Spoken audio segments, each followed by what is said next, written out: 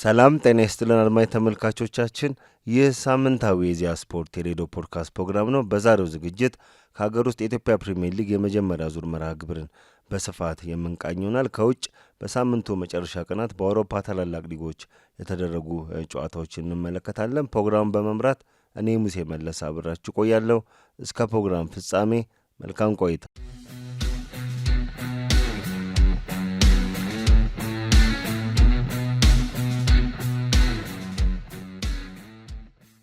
በየካቲት ወር የመጀመሪያ የኢዜአ ስፖርት የሬዲዮ ፖድካስት ፕሮግራም የምንቃኘው የሀገር ውስጥ ርዕሰ ጉዳይ ኢትዮጵያ ፕሪምየር ሊግ ይሆናል። የኢትዮጵያ ፕሪምየር ሊግ የመጀመሪያ ዙር መርሃ ግብር እንግዲህ ተጠናቋል። ዛሬ ከሚደረገው የፋሲል ከነማና የሀዲያ ሆሳዕና ጨዋታ ውጪ ቀጣይ ጨዋታዎች እንግዲህ ሁለተኛ ዙር መርሃ ግብሮች ከየካቲት 14 አንስቶ በሐዋሳ ዩኒቨርሲቲ ስቴዲየምና በአዲስ አበባ ስቴዲየም የሚከናወኑ ይሆናል። ግን ከዛ በፊት ግን ዛሬ የሚደረገውን የኢትዮጵያ ፕሪምየር ሊግ የ16ኛ ሳምንት ተስተካካይ መርሃ ግብር የምንመለከት ይሆናል። ጨዋታ በፋሲል ከነማና በሀዲያ ሆሳዕና መካከል ዛሬ ከቀኑ 9 ሰዓት በአዲስ አበባ ስቴዲየም ይከናወናል። ፋሲል ከነማ በሊጉ ባደረጋቸው 18 ጨዋታዎች 8ቱን ሲያሸንፍ አንድ ጊዜ ሽንፈት አስተናግዷል።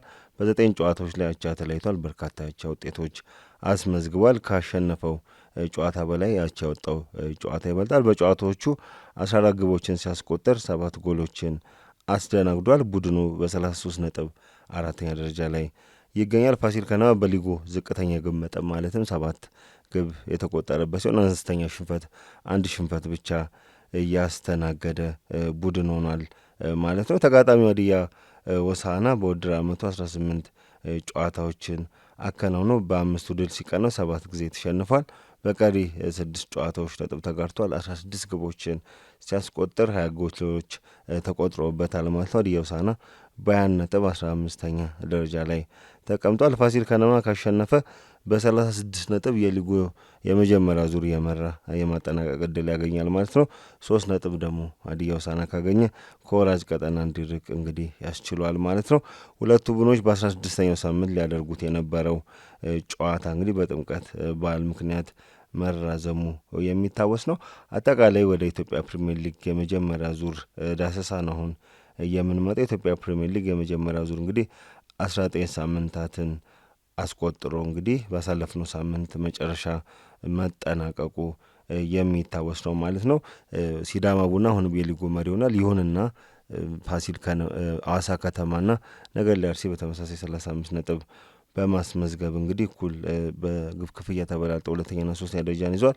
እነዚህ ሶስቱ ቡድኖች እንግዲህ የዋንጫ ተፎካካሪ ናቸው ማለት እንችላለን። ከሌሎቹ ክለቦች አንጻር በአንጻራዊነት በመጀመሪያው ዙር የተሻለ ወጥ የሆነ ብቃት ማሳየት ችሏል ማለት ነው። ሲዳማ ቡና እንግዲህ ጥሩ ግስጋሴ እያደረገ ቆይቶ በመጀመሪያው ዙር ማጠናቀቂያ ላይ ተከታታይ 3 ጊዜ ነጥብ መጣሉ እንግዲህ ሐዋሳ ከተማ ነገሌ አርሲ በነጥብ እንዲቀርቡት ምክንያት ሆኗል ማለት ነው። ሲዳማ ቡና 19 ጨዋታዎችን በሊጉ አድርጎ 9 ጨዋታዎችን ሲያሸንፍ 8 ጊዜ አቻ ወጥቷል፣ 2 ጊዜ ተሸንፏል። በ35 ነጥብ ሊጉን እየመራ ነው። ሐዋሳ ከተማ በተመሳሳይ እንደዚሁ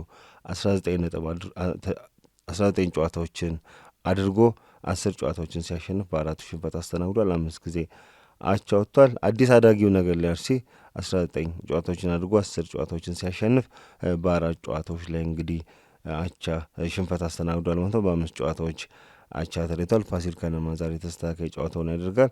ቀደም እንዳነሳሁት እንግዲህ 18 ጨዋታዎችን አድርጎ እስካሁን 33 ነጥቦችን ሰብስቧል ማለት ነው። መቻል በ28 ነጥብ 5ኛ ደረጃ ላይ ይገኛል ማለት ነው። ወራጅ ቀጠናው ላይ ያሉ ቡድኖችን ስንመለከት መቀሌ ሰባ እንደርታ፣ ወልዋሎ ዓዲግራት ዩኒቨርሲቲ፣ ወላይታ ዲቻና አርባ ምንጭ ከተማ ይገኛሉ። አርባ ምንጭ ከተማ በሊጉ እስካሁን 1 ድል ብቻ ነው ያስመዘገበው። እሱንም ወልዋሎ ዓዲግራት ዩኒቨርሲቲን በ18ኛ ሳምንት መርሃ ግብር 2-1 ያሸነፈበት ጨዋታ ነው። ከዛ ውጪ ምንም ጨዋታዎችን ማሸነፍ አልቻለም። በሊጉም በርካታ ሽንፈቶችን ያስተናገደ ቡድን ነው። አርባ ምንጭ ከተማ 9 ሽንፈቶችን አስተናግዷል ማለት ነው። አርባ ምንጭ ከተማ ከተጫዋች ቡድን ወቅታዊ አቋም መውረድ ጋር በተያዘ ዋና አሰልጣኙን አሰናብቶ እንግዲህ በአበባው ቡታቆ የተመራ ቢገኝም አሁንም የውጤት መሻሻል አሳይቷል ማለት አይቻልም። እንግዲህ በሁለተኛው ዙር ይህን አሻሽሎ መምጣት ይኖርበታል። ወላይታ ዲቻ፣ ወልዋሎ ዓዲግራት ዩኒቨርሲቲ፣ መቀሌ ሰባ እንደርታ እንግዲህ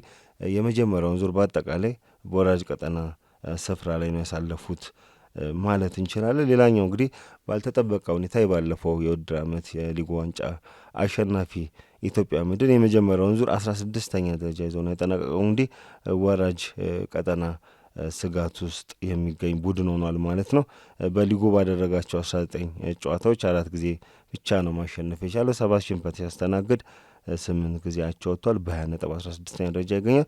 19 ነጥብ ይዞ 17ኛ ደረጃን ይዞ ወራጅ ቀጠና ከሚገኘው መቀሌ ሰባ እንደርታ ጋር ያለው የነጥብ ልዩነት አንድ ብቻ ነው። እንግዲህ ምን ያህል እንግዲህ ኢትዮጵያ መድን ጥሩ ያልሆነ የውድድር ዓመት እያሳለፈ እንደሚገኝ የሚያሳይ ነው። ባለፈው የውድድር ዓመት እንግዲህ በአስደናቂ ብቃት ዋንጫውን ማንሳቱ ይታወሳል። እንግዲህ የዋንጫ ክብሩን የማስጠበቅ ጉዞ ቀና ይሆናል ተብሎ ሲጠበቅ በዘንድሮ ውድድር ዓመት እንግዲህ ወራጅ ቀጠና ስፍራ ሊሆን የመጀመሪያውን ዙር አጠናቋል። እንግዲህ ወጥ የሆነ ብቃት ማሳየት ተስኖታል። በ9 ገብረ መድህን ኃይሌ የሚመራው ኢትዮጵያ መድን ይህን ካላሻሻለ እንግዲህ የዘንድሮን የውድድር ዓመት ላይ እንግዲህ የተሻለ ደረጃ ይዞ የማጠናቀቅ ነገሩ ጥያቄ ውስጥ ሊገባ ይችላል። ሌላኛው እንግዲህ ኢትዮጵያ ንግድ ባንክ ከ2016 ዓ.ም የሊጉ አሸናፊ ነበረ። 21 ነጥብ ይዞ እንግዲህ 13ኛ ደረጃ ላይ ይገኛል። 19 ጨዋታዎችን አድርጎ 4 ጊዜ ብቻ ነው ያሸነፈው። 6 ጊዜ አቻ ሲወጣ እንግዲህ 9 ጊዜ አቻ ተለያይቷል ማለት ነው። እንግዲህ ኢትዮጵያ ንግድ ባንክና ኢትዮጵያ መድን የሚያመሳስላቸው ነገር ኢትዮጵያ ንግድ ባንክ 2016 ዋንጫ ከበላ በኋላ በ2017 የዋንጫ ክብሩን በማስጠበቅ ላይ ከፍተኛ ፈተና አጋጥሞት ነበረ። ጥሩ እንቅስቃሴ አላደረገም። በአንጻሩ ኢትዮጵያ መድንም እንግዲህ የባለፈው የውድድር ዓመት የሊጉ ዋንጫ አሸናፊ ነው። ዘንድሮ በ2018 የውድድር ዓመት እንግዲህ ጥሩ እንቅስቃሴ እያደረገ አይገኝም። እንግዲህ 4 ጨዋታ ብቻ ማሸነፍ ማለት ለወቅቱ የሊጉ አሸናፊ ጥሩ የሚባል ምልክት አይደለም ማለት ነው። ሌላኛው እንግዲህ የ16 ጊዜ የሊጉን ዋንጫ በማንሳት የክብረ ወሰኑ ባለቤቱን ቅዱስ ጊዮርጊስ እንግዲህ ወጣ ገባ ያለ አቋም ነው በዘንድሮ የመጀመሪያው ዙር ያሳየው ማለት የሚቻለው 19 ጨዋታዎችን አድርጎ 6 ጨዋታዎችን ሲያሸንፍ 7 ጊዜ ተሸንፏል፣ 6 ጊዜ አቻ ወጥቷል ማለት ነው። በ24 ነጥብ 8ኛ ደረጃን ይዞ የመጀመሪያውን ዙር አጠናቋል ማለት ነው። እነዚህ እንግዲህ ዋና ዋና የሚባሉ የክለቦች እንቅስቃሴዎች ናቸው። በዘንድሮ ውድድር ዓመት እንግዲህ የማጥቃት እንቅስቃሴ በመጀመሪያው ዙር ደካማ ሆኖ የታየበት ነው ማለት ይቻላል። እንግዲህ በዘንድሮ የውድድር ዓመት ከ20 ጎል በላይ ያስቆጠሩ ቡድኖች በመጀመሪያው ዙር ብቻ በጣም ውስን የሚባሉ የተወሰኑ 4 ክለቦች ናቸው። ሲዳማ ቡና 24 ግቦችን አስቆጥሯል። ሐዋሳ ከተማ በ22 ግቦችን አስቆጥሯል። ነገሌ አርሲ 1 ግቦችን አስቆጥሯል።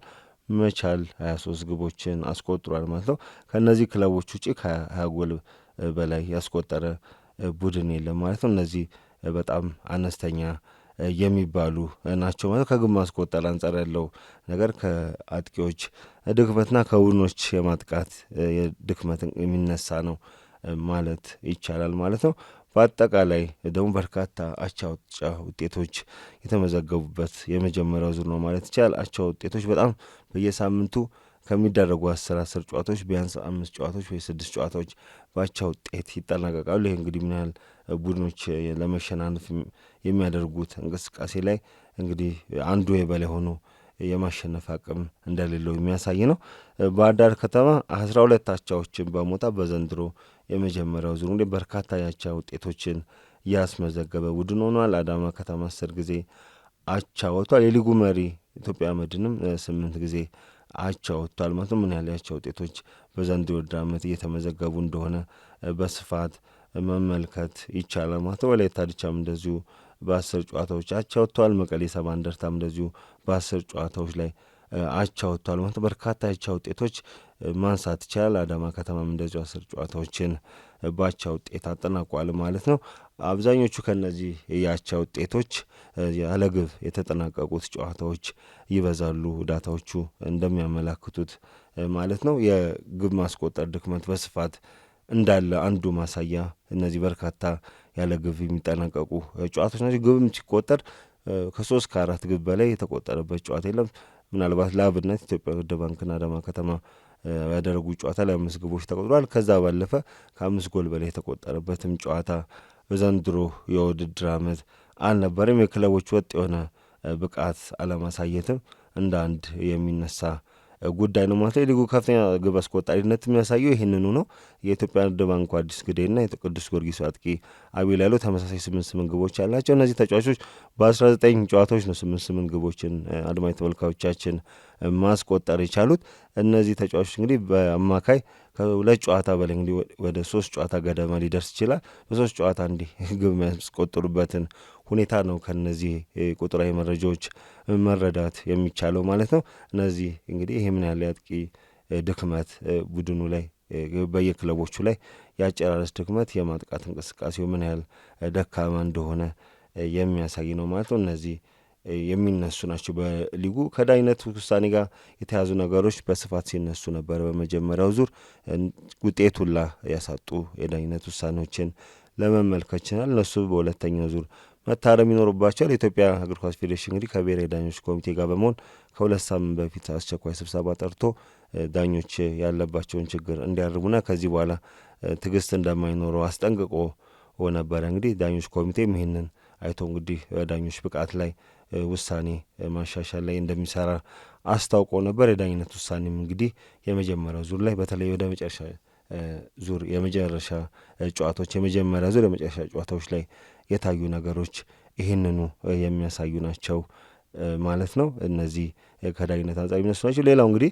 በጣም የሚነሳው ነገር የነገሌ አርሲ ጉዳይ ነው። ነገሌ አርሲ እንግዲህ ከከፍተኛ ሊግ ነው በ2017 ያደገው። በሊጉ ሲተሳተፍ ለመጀመሪያ ጊዜ ነው። ከሸገር ከተማ ጋር አንድ ላይ ያደገ ቡድን ነው። ሊግ ውስጥ ረጅም ዓመታት እንደተጫወተ ተላምዶ የመጫወቱን እንቅስቃሴ በመጀመሪያው ዙር ተመልክተናል። የሊጉ ክስተት ቡድን ማለት እንችላለን። በመጀመሪያው ዙር ባሳየው እንቅስቃሴ 3ኛ ደረጃ ላይ ይገኛል በ35 ነጥብ ማለት ነው። ጥሩ እንቅስቃሴ እያደረገ ይገኛል። የነገሌ አርሲ እንቅስቃሴ በጣም ጠንካራ የሚባለው ማለት የሊጉ መሪ ሲዳማ ቡናን ላ ሳይቀር 1-0 ያሸነፈበትን አጋጣሚ በመጀመሪያው ዙር ማስታወስ እንችላለን። ይህ ምን ያህል እንግዲህ የቡድኑን ጥንካሬ የሚያሳይ ነው። በተወሰኑ ጨዋታዎች ላይ የመጀመሪያው ዙር ማብቂያ አካባቢዎች ላይ አቻ ቢዎች ውጤቶችን ቢያስመዘግብም ጥሩ አንድ አጠቃላይ የተሻለ እንቅስቃሴ አድርጓል ማለት ይቻላል። ቅድም እንዳነሳው ሲዳማ ቡና በሊጉ መጀመሪያ አካባቢ ጥሩ ነበር። ወደ መጨረሻ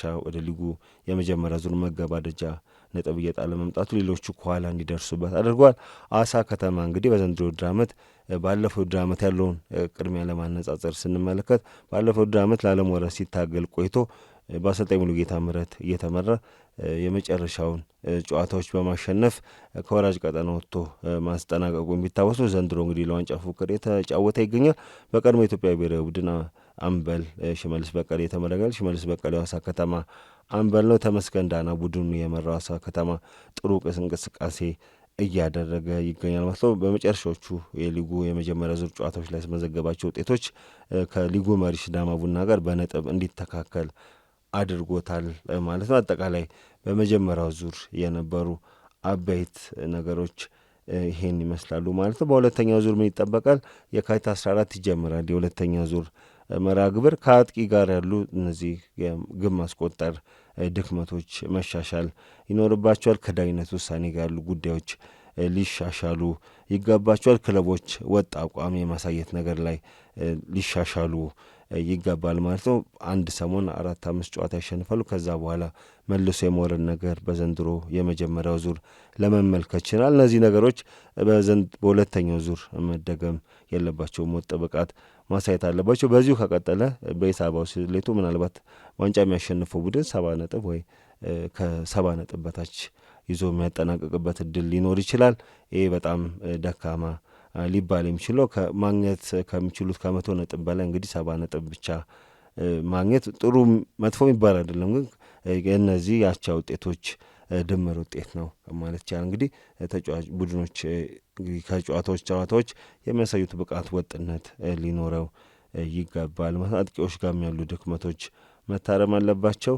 ከዳኞች ጋር ቅድም እንዳነሳሁት ያሉ ጉዳዮች መታረም አለባቸው።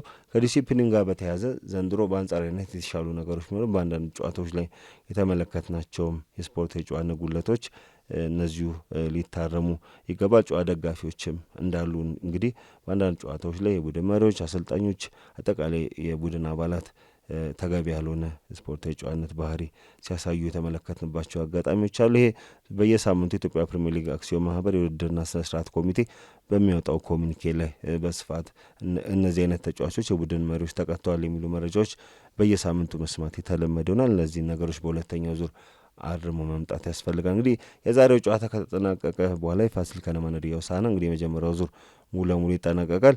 በቀጣይ ቀናት እንግዲህ የኢትዮጵያ ፕሪሚየር ሊግ የመጀመሪያው ዙር ግምገማ ይደረጋል ተብሎ ይጠበቃል። እነዚህ ያነሳናቸው ጉዳዮች በጣም በስፋት ይነሳሉ ተብሎ ይጠበቃል ማለት ነው። ሁለተኛ ዙር የካቲት 14 ይጀመራል። ሁለተኛ ዙር ሲጀመር ደግሞ ምን ይኖራል የሚለውን ነገር ደግሞ በቀጣይ ፕሮግራሞቻችን ላይ በስፋት የምንመለስባቸው ይሆናል። አድማጭ ተመልካቾቻችን ከሀገር ውስጥ የነበረን ርዕሰ ጉዳይ ይሄን ይመስል ነበረ። ካፍታ ቆይታ በኋላ ወደ ውጭ ስፖርታዊ መረጃዎች እናልፋለን። አሁንም ከኢዜአ ስፖርት የሬዲዮ ፖድካስት ፕሮግራም ጋር አብራችሁን ቆዩ።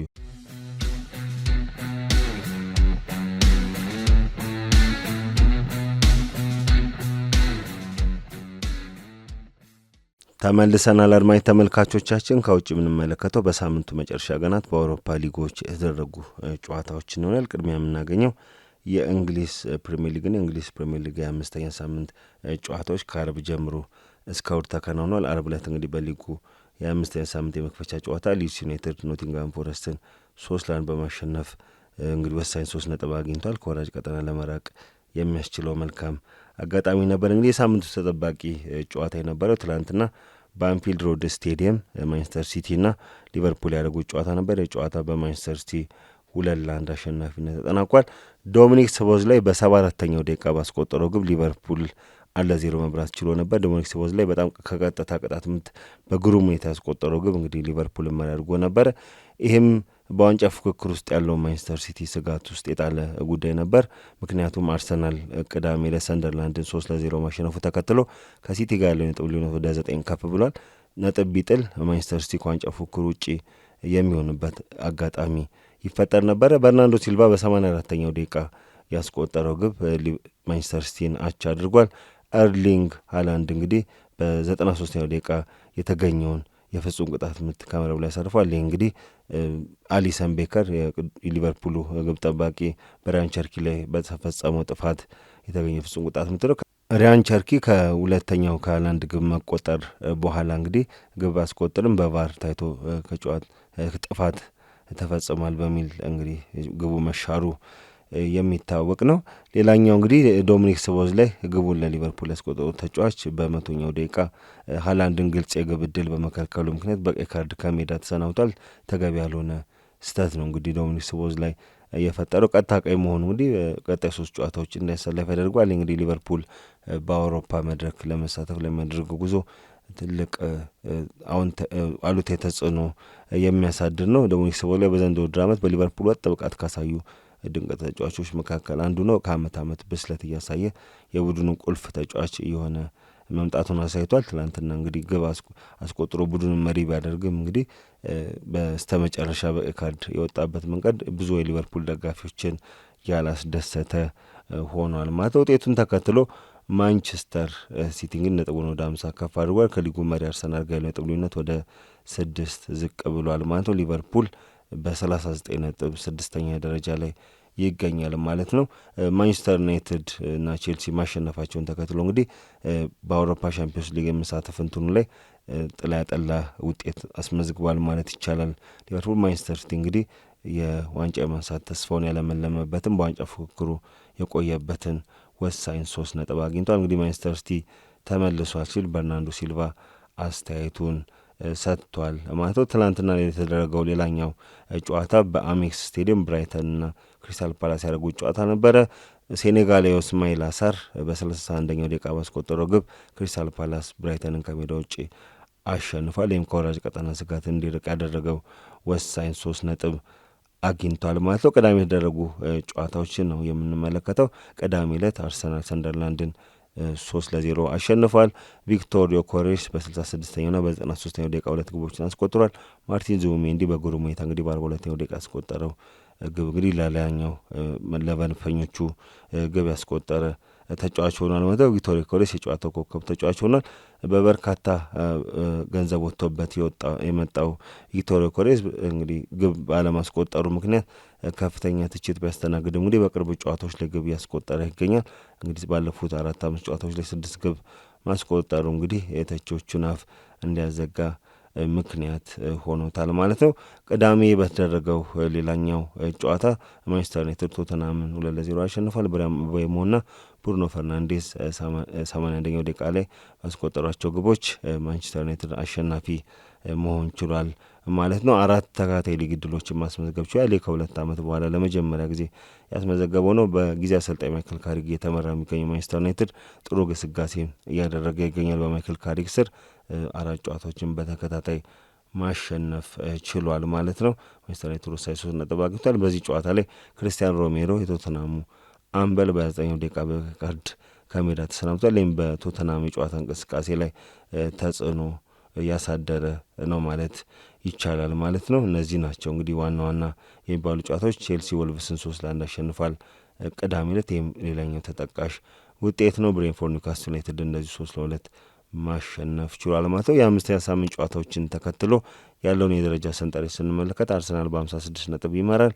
ማንቸስተር ሲቲ በ50 ነጥብ ይከተላል። አስቶን ቪላ በ47 ነጥብ 3ኛ ደረጃ ላይ ይገኛል። አስቶን ቪላ ከቦርንማውዝ አንዳቻ መለያየቱ ይታወሳል። ቅዳሜ ዕለት ማንቸስተር ዩናይትድ በ44 ነጥብ 4ኛ፣ ቼልሲ በ43 ነጥብ 5ኛ፣ ሊቨርፑል በ39 ነጥብ 6ኛ፣ በተመሳሳይ 39 ነጥብ ያለው ብሬንፎርድ 7ኛ ደረጃ ላይ ይገኛል ማለት ነው። እንግሊዝ ፕሪሚየር ሊግ የ26ኛ ሳምንት ጨዋታዎች እንግዲህ ከነገ ጀምሮ የሚደረጉ ይሆናል ማለት ነው። ነገ የሚደረጉ ጨዋታዎችን ስንመለከት ቶተንሃም ከኒውካስትል፣ ቼልሲ ከሊድስ ዩናይትድ፣ ኤቨርተን ከቦርንማውዝ በተመሳሳይ ከምሽቱ 4:30 ላይ ጨዋታቸውን ያደርጋሉ። ዌስትሃም ከማንቸስተር ዩናይትድ ምሽት 5:15 ላይ የሚያደርጉት ጨዋታ ይጠበቃል። የማንቸስተር ዩናይትድ እንግዲህ 5ኛ ተከታታይ ድሉን ለማስመዝገብ የሚያደርገው ወሳኝ ጨዋታ ነው ማለት ይቻላል። ረቡዕ ይሄ መርሃ ግብር ይቀጥላል። ኖቲንግሃም ፎረስት ከወልቨስ፣ አስቶን ቪላ ከብራይተን፣ ክሪስታል ፓላስ ከበርንሌ፣ ማንቸስተር ሲቲ ከፉልሃም፣ ሰንደርላንድ ከሊቨርፑል ጨዋታቸውን ያደርጋሉ። ሰንደርላንድ ከሊቨርፑል ምሽት 5 ከሩብ የሚደረግ ጨዋታ ነው። ማንቸስተር ሲቲ ከፉልሃም ረቡዕ ከነገ በስቲያ ማለት ነው ምሽት 4:30 ላይ በኢትሃድ ስቴዲየም ይደረጋል። እንግዲህ ማንቸስተር ሲቲ ቀድሞ ከአርሰናል በፊት መጫወቱ ተከትሎ ካሸነፈ ከሊጉ መሪ ጋር ያለው የነጥብ ልዩነት ወደ ጊዜያዊነት ወደ 3 ዝቅ የማድረግ እድል ያገኛል ማለት ነው።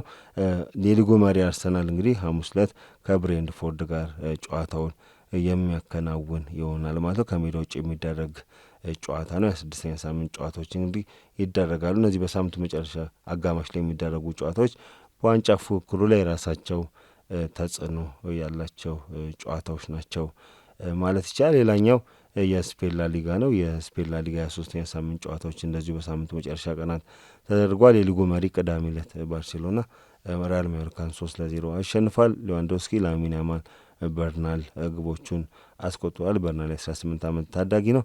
ላሚን ያማል በግሩም ሁኔታ ያስቆጠረው ግብ እንግዲህ አድናቆት አስችሮታል። ዳንኤል ሞይዝ ጨዋታ ኮከብ ተጫዋች ሆኖ ተመርጧል። ውጤቱን ተከትሎ እንግዲህ ባርሴሎና የሊጉን መሪነት አጠናክሯል። ትናንትና የተደረገው የቫሌንሺያና የሪያል ማድሪድ ተጠባቂ ጨዋታ በሪያል ማድሪድ 2-0 አሸናፊነት ተጠናቋል። በሜስታ ስቴዲየም በተካሄደው ጨዋታ አልቫሮ ካሬራስና ኪሊያን ምባፔ ማሸነፊያ ግቦቹን አስቆጥሯል። አልቫሮ ካሬራስ እንግዲህ በጨዋታው ኮከብ ተጫዋች ሆኖ ተመርጧል። ኪሊያን ምባፔ በላሊጋው ያስቆጠራቸውን ግቦች ብዛት ወደ 23 ከፍ አድርጓል። ከፍተኛ ግብ አስቆጣሪነቱንም እየመራ ይገኛል ማለት ነው። ሌላኛው ጨዋታ እንግዲህ አትሌቲኮ ማድሪድና ሪያል ቤቲስ ያደርጉት ጨዋታ ነበር። እንግዲህ ሪያል ቤቲስ 1-0 አሸንፏል። የቀድሞ የማንቸስተር ዩናይትድ ተጫዋች አንቶኒ በ28ኛው ደቂቃ በግሩም ሁኔታ ያስቆጠረው ግብ ሪያል ቤቲስን ከሜዳ ውጭ አሸናፊ አድርጓል። እንግዲህ በኮፓ ዴላሪ ላይ በአትሌቲኮ ማድሪድ የደረሰበትን ሽንፈት እንግዲህ ተበቅሏል ማለት ይቻላል። ሌላኛው ጨዋታ እንግዲህ ሲቪያና ጂሮና ያደረጉት ጨዋታ ነው። የጨዋታ አንዳቻ በሆነ ውጤት ተጠናቋል ማለት ነው። ሌሎች ጨዋታዎችን ስንመለከት አትሌቲኮ ቢልባኦ ሊቫንቴን 4-2 አሸንፏል። ጌታፌ ዲፖርቲቮ አላቬስን 2-0 አሸንፏል ማለት ነው። እነዚህን ተከትሎ ያለውን የደረጃ ሰንጠረዥ ነው አሁን የምንመለከተው። ባርሴሎና በ58 ነጥብ ይመራል። ሪያል ማድሪድ በ57 ነጥብ ይከተላል። አትሌቲኮ ማድሪድ በ48 ነጥብ 3ኛ ደረጃ ላይ ይገኛል። ቪያሪያል 2 ተስተካካይ ጨዋታ እየቀረው በ42 ነጥብ 4ኛ ደረጃ ላይ ይገኛል። ሪያል ቤቲስ በ38 ነጥብ 5ኛ፣ ኢስፓኞል በ34 ነጥብ 6ኛ ደረጃን ይዟል ማለት ነው። ሌላኛው የምንመለከተው የጣሊያን ሴሪያ ሆኗል። እንግዲህ የጣሊያን ሴሪያ ጨዋታዎች በሳምንቱ መጨረሻ ቀናት ተደርጓል ማለት ነው። የሊጉ መሪ ኢንተር ሚላን ድል ቀንቶታል። ትናንትና ከሜዳ ውጭ ሳሱሎን 5-0 በሆነ ሰፊ ግብ ልዩነት አሸንፏል። ሊሳንድሮ ማርቲኔዝ፣ ማኑኤል አካንጂ፣ ኤንሪኬ ቱራምና ቢሼክ ግቦቹን አስቆጥሯል። ይህ መሪነቱን ያጠናከረበት ድል ወሳኝ 3 ነጥብ አግኝቷል። ኢንተር ሚላን ናፖሊ ቅዳሜ ዕለት ከሜዳ ውጭ ጄኖዋን አሸንፏል። ከማንቸስተር ዩናይትድ በውሰት ያመራው ራስመንች ኦዝሉንድ 2 ግቦችን ሲያስቆጥር የቀድሞ ማንቸስተር ዩናይትድ ተጫዋች ስኮት ማክቶሚኔ ቀሪዋን ግብ አስቆጥሯል። ማሊኖስኪና ኮሎምቦ ለጄኖዋ ቀሪዎቹን ግቦች አስቆጥረዋል ማለት ነው። ናፖሊ እንግዲህ ከሊጉ መሪ ጋር ነጥብ ወደ 9 ከፍ ብሏል። 24ኛ ሳምንት ላይ ይገኛሉ የጣሊያን ሴሪያ መርሃ ግብሮች። እንግዲህ በቀጣይ የኢንተር ሚላን ውጤት ይጠብቃል። የወቅቱ የሊጉ አሸናፊ ነው ናፖሊ። ባለፈው ዓመት አንገት ለአንገት ተናንቆ በ38ኛው ሳምንት ዋንጫውን ማንሳቱ ማረጋገጡ የሚታወስ ነው። እንግዲህ ዘንድሮ ኢንተር ሚላን ጠንካራ ብቃት ላይ ይገኛል። ናፖሊ ባለፉት ጨዋታዎች ላይ ያሳየው ወጥ ያልሆነ ብቃት እንግዲህ ነጥቦችን እንዲጥል አድርጓል። ከሊጉ መሪ ጋር ያለው የነጥብ ልዩነት ወደ 9 እንዲሰፋ ምክንያት ሆኗል ማለት ነው። ሌሎች ጨዋታዎችን ስንመለከት ፊዮረንቲና ከቶሪኖ ያደረጉት ጨዋታ 2-2 በሆነ ውጤት ተጠናቋል ማለት ነው።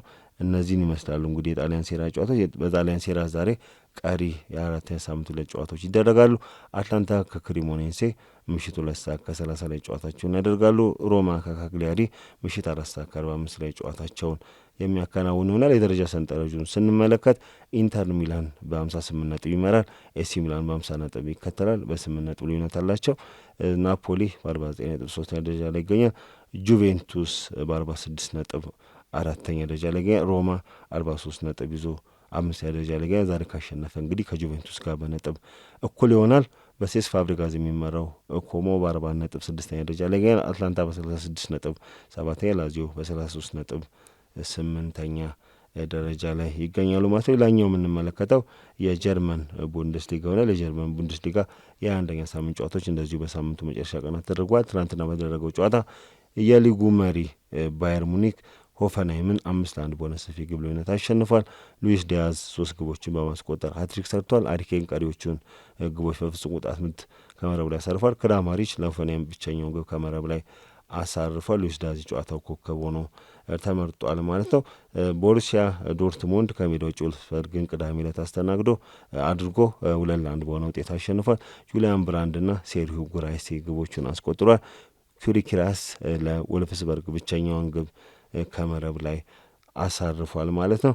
አርቢ ላይፕዚግ ኮሎኝን ከሜዳ ውጭ 2-1 በሆነ ውጤት በማሸነፍ ወሳኝ 3 ነጥብ ያገኘበትንም ውጤት መመልከት እንችላለን። ሌሎች ጨዋታዎችን ስንመለከት ሜንዝ ኦግስበርግ 2-0 ሲረታ፣ ሴንት ፓውሊ ስቱትጋርትን 2-1 በሆነ ውጤት አሸንፏል። ቦሩሲያ ሞንቸንግላድባችና ባየር ሌቨርኩሰን ያደረጉት ጨዋታ 1-1 በሆነ ውጤት ተጠናቋል ማለት። ይህን ተከትሎ ያለውን የደረጃ ሰንጠረዥ ስንመለከት ባየር ሙኒክ በ54 ነጥብ ሊጉን ይመራል። ቦሩሲያ ዶርትሙንድ በ48 ነጥብ በ6 ነጥብ ዝቅ ብሎ ይከተላል። ሆፈንሃይም በ42 ነጥብ 3ኛ፣ አርቢ ላይፕዚግ በ39 ነጥብ 4ኛ፣ ስቱትጋርት በተመሳሳይ 39 ነጥብ በላይፕዚግ በግብ ክፍያ ተበልጦ 5ኛ ደረጃ ላይ ይገኛል። ባየር ሌቨርኩሰን በ36 ነጥብ 6ኛ ደረጃ ላይ ይገኛል ማለት ነው። የጀርመን ቡንደስሊጋ የ1ኛ ሳምንት ውጤቶች ይሄን ይመስላሉ ማለት ነው። በስተ መጨረሻ የምንመለከተው የፈረንሳይ ሊግ ዋን ሆናል። የፈረንሳይ ሊግ ዋን የ21ኛ ሳምንት ጨዋታዎች ተደርጓል። የ21ኛ ሳምንት ተጠባቂ ጨዋታ የነበረው ፒኤስጂና ማርሴ ያደረጉት ጨዋታ በፒኤስጂ ፍጹም የጨዋታ ብልጫ 5-0 አሸናፊነት ተጠናቋል። ኡስማን ዴምቤሌ 2 ግቦችን አስቆጥሯል። የወቅቱ የባለንዶር አሸናፊ ነው። ኪቪቻ ካራቫስኬሊያ ካንኢንሊ እና የማርሴው ተከላካይ ፋጉንዶ መዲና በራሱ ግብ ላይ ግቦቹን ቀሪዎቹን ግቦች አሳርፏል። ኡስማን ዴምቤሌ ድንቅ ብቃት አሳይቷል። የጨዋታውን ኮከብ ሆኖ ተመርጧል። በዚህ ጨዋታ ላይ እንግዲህ ፒኤስጂ ከፍተኛ ብልጫ ወስዶ ተጫውቷል ማለት ነው።